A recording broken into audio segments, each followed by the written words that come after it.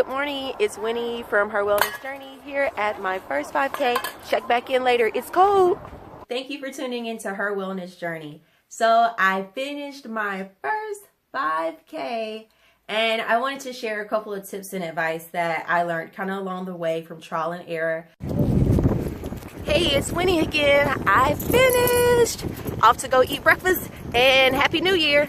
I was so excited, but I made definitely some rookie mistakes. So I wanted to come and make a video and share with you all. If some of you all are thinking about running or racing and things like that for the first time, hopefully these tips will help you not make those rookie mistakes and have an even better experience.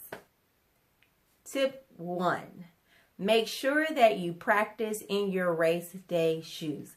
I know, that sounds so basic. You're like, duh.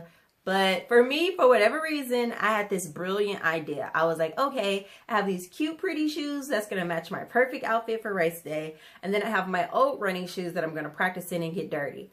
Epic fail, seriously. Because what ended up happening is I was comfortable and used to running in the way the fit of the old shoe fit.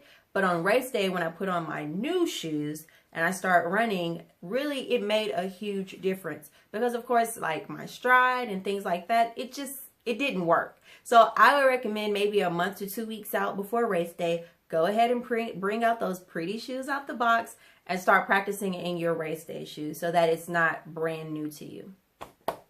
Tip 2 is another simple, but maybe in the midst of doing everything, you might forget and not think about it. Have your playlist.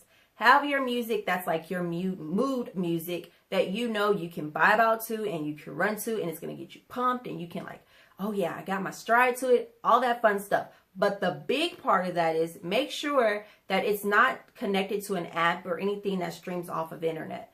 If it does, make sure you have internet service where your race day is. For me, I made the mistake of streaming my playlist off an app that I trained the entire time with and it was all good until I turned the corner and my service went completely away. So I was stuck with no music. Here I am for months. I've been practicing with music. I'm used to listening to the songs and like, oh, 3 songs have gone by. It must be this many minutes.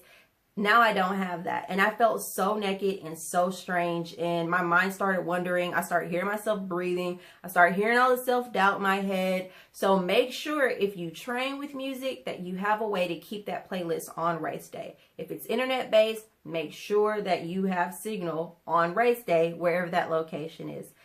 And tip 3, another no-brainer, but I made this rookie mistake, and that was I didn't practice on the surface that I raced on. So race day, the race was actually on a street, so it was on concrete. I did most of my training on the treadmill because it was winter and it was cold, and then the rest of the training was on a community trail that had gravel and grass. So really running on concrete and feeling that impact was tough.